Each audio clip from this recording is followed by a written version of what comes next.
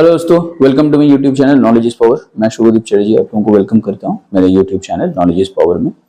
और आज का वीडियो है नेगोशिएबल इंस्ट्रूमेंट एक्ट के ऊपर। उसका एक छोटा सा पार्ट हम लोग डिस्कस करने जा रहे हैं, that is negotiation.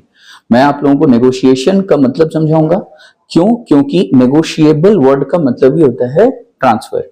Negotiable instruments are those instruments which are in which negotiation is extremely important। यहाँ पे negotiation बहुत ही ज्यादा जरूरी हो जाता है, तो negotiation को समझना यहाँ पे बहुत ही ज्यादा important है। तो without wasting many more time, let's get started। but सबसे पहले मेरा अपील रहेगा आप लोग सब कोई से कि मेरा YouTube चैनल को नॉलेज इज पावर को please like, share and subscribe जरूर करें। तो शुरू करते हैं आज का टॉपिक। तो दोस्तों ये आप देखिए, नेगोशिएशन का जो मीनिंग मतलब एक्ट से सामने आ रहा है, वहां पे बोल रहा है negotiation means transfer by delivery of the instrument and और transfer of ownership of the instrument by endorsement. तो इसका क्या मतलब हुआ? मतलब आपको दो चीज करना पड़ेगा नेगोशिएशन करने के लिए। पहले आपको डिलीवरी देना पड़ेगा और फिर आपको क्या करना होगा, आपको इंडोर्समेंट करना होगा। या आप इंडोर्समेंट पहले कर दीजिए, उसके बाद डिलीवरी दीजिए, वो भी पॉसिबल है। लेकिन आपको दोनों में से या तो दोनों करना होगा या कोई एक करना होगा। कब कौन सा चीज एप्लीकेबल है मैं आपको समझाऊंगा। आपको क्या क्या एक बार फिर से समझ लेते हैं।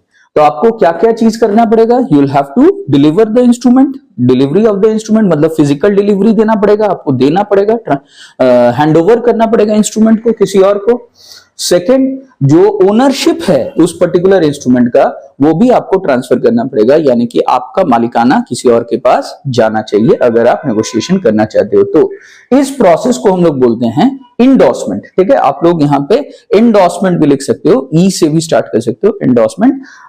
Endorsement basically they are same. यहाँ पे What is the result of transfer? आप अगर ट्रांसफर करोगे तो क्या होगा? जो अपोजिट पार्टी है दैट इज द ट्रांसफरी। आप कौन हो? जो ट्रांसफर कर रहा है वो कौन है? वो है ट्रांसफरर। और जिसको ट्रांसफर किया जा रहा है वो है ट्रांसफरी।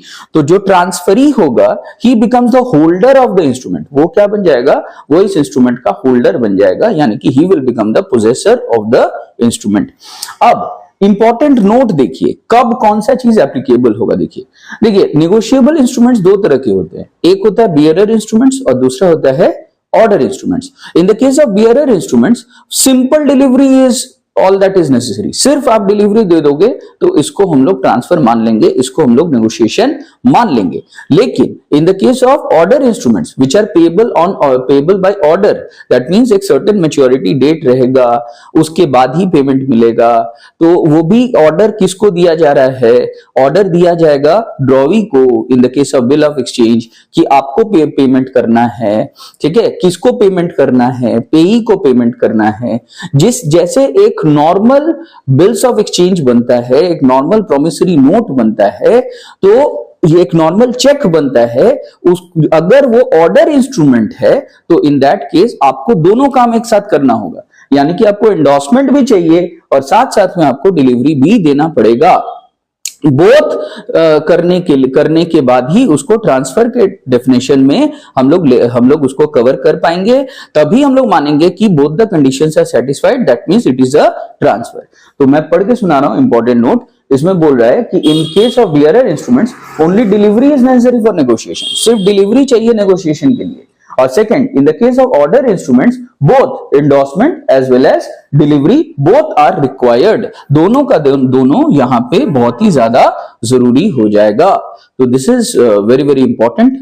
मुझे लगा कि इसके ऊपर वीडियो बनाना चाहिए, तो मैंने एक शॉर्ट वीडियो बनाया। तो thank you for watching my video. Please like करिए, शेयर करिए एंड सब्सक्राइब करिए मेरे YouTube channel knowledge is power. Thank you.